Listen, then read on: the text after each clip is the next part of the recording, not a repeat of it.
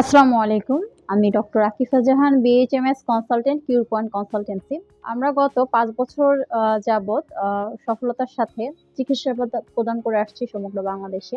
আমাদের দিন, দিন যেই সমস্যাটা খুব বেশি প্রকট সেটা হচ্ছে ইনফার্টিলিটি। সেটা নিয়ে আমি বরাবরই কথা বলে আসছি যে ইনফার্টিলিটি কি কারণে ডেভেলপ করে, কি সমস্যার কারণে ইনফার্টিলিটি দেখা যাচ্ছে এবং তার সমাধানের জন্য আমরা কিভাবে আ সেই কাপলদের সহায়তা করছি আমাদের চিকিৎসা সেবার মাধ্যমে কিভাবে আ যে কাপলরা তাদের যে ইচ্ছা বা তাদের যে সাধনা দীর্ঘদিনের যে একটা সন্তানের মুখ দেখা সেটা নিয়ে আমরা কাজ করছি।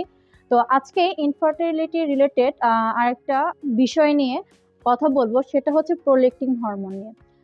এখন কথা হচ্ছে প্রোলেক্টিন হরমোন কি এবং এটার কার্যকারিতা কি? প্রোলেক্টিন হরমোন সাধারণত আমাদের যে ব্রেইনের পিটুইটারি গ্ল্যান্ড আছে সেখান থেকে সিক্রেশন হয় এবং প্রোলেক্টিন যে হরমোনটা আছে সেটা আমাদের মেয়েদের জন্য খুবই গুরুত্বপূর্ণ একটা হরমোন। এটার কাজ বিশেষ করে হচ্ছে ওভারিতে এটা কাজ করে এবং এটা ফার্টিলিটি রিলেটেড এটার যে কার্যকারিতাটা সেটা খুবই গুরুত্বপূর্ণ। তো যদি প্রোলেক্টিন হরমোন বেড়ে যায় সেক্ষেত্রে আমাদের কি সমস্যা হয়? প্রোলেক্টিন হরমোন যখন বেড়ে যায় তখন ওভুলেশন হওয়ার যে কথাটা, যে ১৪ দিনে দিনে যে ওভুলেশন হওয়ার কথা সেই ওভুলেশনটা লেট হয়ে যায়। যখন ওভুলেশনটা লেট হয়ে যায় তখন সেক্ষেত্রে পিরিয়ডের যে সময়টা আছে সেটাও ডিলে হয়ে যায়। অর্থাৎ পিরিয়ডের ইরেগুলারিটি শুরু হয়ে যাবে। একটা নিয়মতান্ত্রিক যে পিরিয়ড চলছিল সেটা অনিয়মিত হয়ে যাবে এবং পিরিয়ড যখন অনিয়মিত হয়ে যাবে তখন যে মোস্ট যে কজটা বা যে সমস্যাটা ডেভেলপমেন্ট করে সেটা হচ্ছে ইনফার্টিলিটি। তো প্রোলেক্টিন হরমোন বেড়ে গেলে ইনফার্টিলিটি দেখা যাবে। তো প্রোলেক্টিন হরমোন কি কারণে বেড়ে যায় সেটা সবচেয়ে গুরুত্বপূর্ণ যে কারণটা সেটা হচ্ছে যে স্ট্রেস। যদি কেউ অতিরিক্ত স্ট্রেসের মধ্যে থাকে, তার মেন্টাল হেলথের ইস্যু থাকে, সেক্ষেত্রে তার প্রোলেক্টিন হরমোন বেড়ে যায় এবং এটা একটা অনেক বেশি একটা কমন একটা কজ হয়ে দাঁড়িয়েছে যে স্ট্রেস।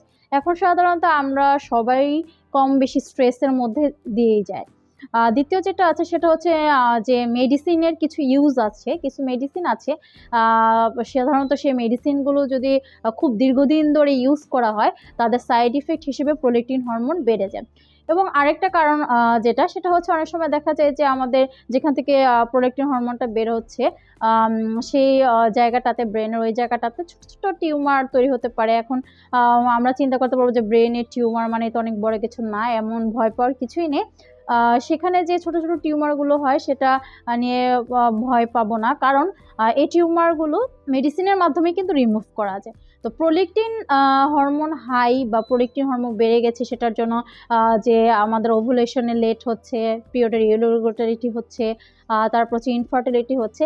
এই যে আমাদের যে সমস্যাটা তৈরি হলো এটা খুব সুন্দরভাবে আমাদের হোমিওপ্যাথিক মেডিসিনের মাধ্যমে নিয়ন্ত্রণে নিয়ে আসা সম্ভব এবং প্রোলেক্টিন হরমোন জনিত যে সমস্যা হচ্ছে সেটা যদি আপনি খুব সঠিক এবং অভিজ্ঞ একজনের একজন ডক্টরের কনসাল্ট করেন এবং তার সাথে আপনি পরামর্শ নিয়ে সঠিক মেডিসিন যদি আপনি সেবন করতে পারবেন, খুব সহজেই এবং অল্প সময়ের মধ্যে প্রোলেক্টিন হরমোন আপনার কন্ট্রোলে নিয়ে আসা পসিবল এবং এটার জনিত ইনফার্টিলিটিকে সমাধান করা সম্ভব।